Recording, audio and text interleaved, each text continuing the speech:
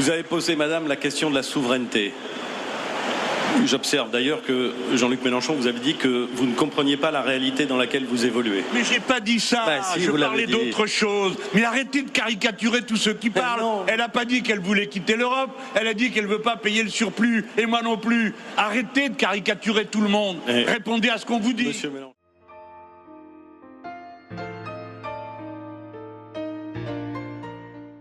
Maintenant, j'ai un point à dire sur tout à l'heure.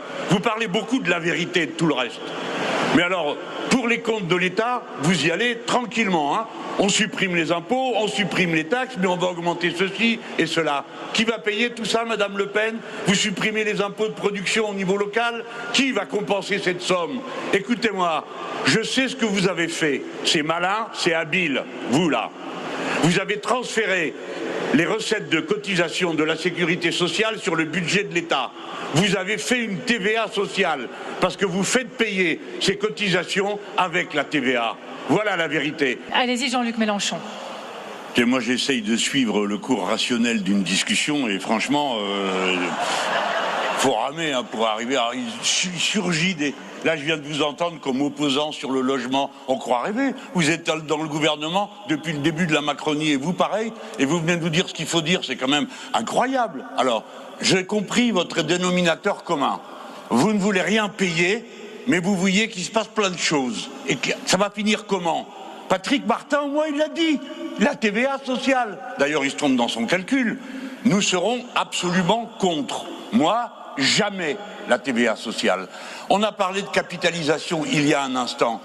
Et alors, Monsieur Retailleau dit « Ah ben, c'est formidable, regardez, je vais augmenter les salaires. » Ah oui, oui, vous augmentez le pouvoir d'achat, mais il va falloir que les travailleurs se payent eux-mêmes en fonction du niveau de leur salaire, leur retraite, l'assurance chômage, toutes les assurances. Et pas un instant, vous n'évoquez le fait que vous avez des dépenses qui vous sont imposées, une espèce d'impôt privé qui pèse sur vous. Qui c'est qui augmente le prix de l'électricité? Pas la production d'électricité française. Qui est-ce qui augmente la plupart des prix? Les assurances et ainsi de suite.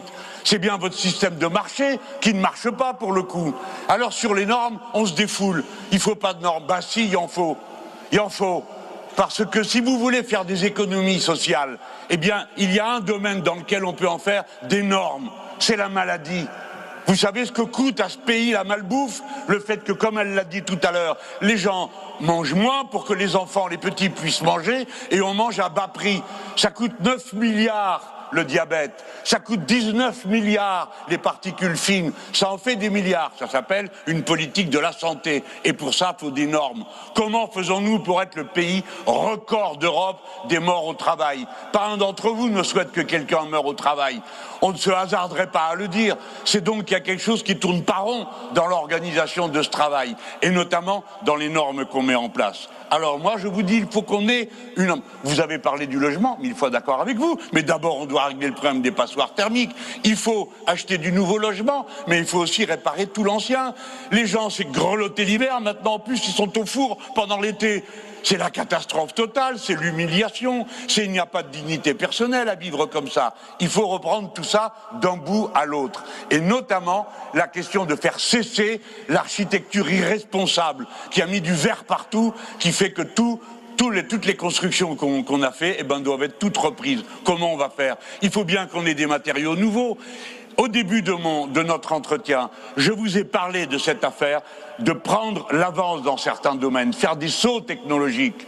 Nous avons besoin de faire des sauts technologiques dans la santé. Devenons un pôle médical national et mondial. Nous pouvons le faire, les Français, car nous sommes le deuxième pays pour les dépôts de brevets en Europe. Par conséquent, nous pouvons le faire. Ce que je voudrais vous dire, c'est que pour ma part, plutôt qu'à ce qu'on peut considérer comme de l'intendance, et l'intendance, elle existe, les projets pour la patrie, on doit les regarder loin au-dessus de l'horizon. Nous pouvons être ce grand pays si nous nous donnons ces objectifs. Nous en avons les moyens. C'est ça que je plaide devant vous. La santé est la prochaine frontière de libération de l'humanité. Voilà ce que je crois. Les Français peuvent être les meilleurs dans ce domaine. Bruno Retailleau. Pour ce qui est de la souveraineté, nous avons entendu M. Philippe nous dire à l'instant il faut que l'Europe soit l'Europe puissance. Ah ben très bien, mais pour ça c'est pire que pour annuler la dette, parce qu'il faut changer le traité européen. Vous savez comme moi que vous ne pourrez pas affecter les sommes qui sont investies en Europe autrement que dans le cadre de la concurrence libre et non faussée, c'est-à-dire d'un marché ouvert sur le monde. Par conséquent, vous ne pouvez pas à la fois prôner à la terre entière la concurrence libre et non faussée, le libre-échangisme, et de dire « Ah ben non, pas sur ce sujet ». Nous devons donc modifier le traité qui fait l'Union européenne parce que sinon, nous allons mourir politiquement, socialement et industriellement, parce que nous ne sommes pas en état de résister. Jean-Luc Mélenchon, oui, sur les salaires et le coût du travail, parce que sinon on n'aura pas la réponse. Oui, d'accord. Vincent Furlan. Oui, mais je voudrais quand même, à l'instant on vient de dire, on est content de l'investissement étranger. Vous êtes content de la part de spéculation qu'il y a dans cet investissement sur l'immobilier? Vous êtes content de la vente à la découpe, de l'industrie française, de ce qui en reste? Eh ben pas moi. Par conséquent, je mettrai en place une vigilance extrêmement aiguë sur ces investissements. Et pour terminer sur la question européenne, je vous dis les choses comme elles sont. Tout ce qui viendra de l'Europe en contradiction avec les intérêts des Français tels qu'ils sont décrits par leur vote et les programmes, nous désobéirons. Maintenant, de quoi voulez-vous parler? Coût du travail et salaire. Parfaitement. Alors là, c'est l'assemblée des magiciens. Vous ne voulez plus rien payer et vous renvoyez tout, mais à qui? Qui va payer tout ce que vous venez de dire? Vous voulez la retraite par capitalisation? Il faut des hauts revenus pour se payer la capitalisation. Pour avoir le même retour sur une retraite qu'on a aujourd'hui par la répartition, il faudrait cotiser 2 fois plus que c'est le cas actuellement. Les États-Unis n'ont pas de leçons à nous donner. Leur système social est pitoyable. Des millions de gens sont en dehors de tous les circuits de fonctionnement normal d'une société. Les Français ne peuvent pas vouloir une chose pareille. Quant aux Chinois, tournez pas autour du pot. Ils ont gagné la partie technologique. Maintenant, il faut discuter avec eux et faire un échange équilibré. Vous avez proposé une piste, j'en ai des dizaines d'autres. Ce qui ne tient pas debout, c'est de les traiter comme des ennemis.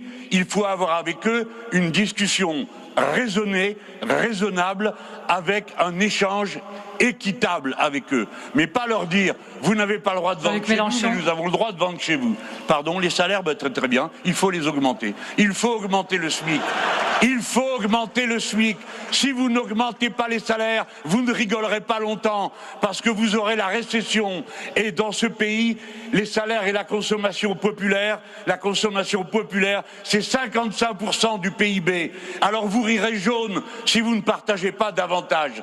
Et là, c'est pas vrai que la petite entreprise et la grande entreprise, c'est la même chose. Tout à l'heure, j'ai vu que je ne vous ai pas intéressé. Quand je vous ai parlé des charges qui viennent, par exemple de l'électricité, je vous ai dit, il faut trouver le moyen d'en produire autrement.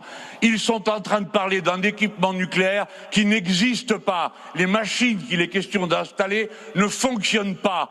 Et nous aurons une falaise en 2040 quand les actuelles centrales seront arrivées à terme. Quant à l'eau, alors là, cher ami, vous auriez dû y réfléchir. Les bassines qui ont été faites, il n'y a plus d'eau dedans. Pour une raison, c'est qu'il fait trop chaud. Et de même, le nucléaire, vous ne le refroidissez pas avec de l'eau chaude. Tout ça, ce sont des délires. Il faut partir des choses sérieuses, de la technique sérieuse, avec des objectifs sérieux de développement industriel du pays et pas des phrases qui ne veulent rien dire. Voilà, ça y est, je m'avance même physiquement pour reprendre le contrôle de la situation. Mais vous n'avez jamais perdu, cher ami. Oui, certes, c'est vrai. Jusqu'à maintenant, ça se passe plutôt pas si mal. Édouard Philippe, allez-y.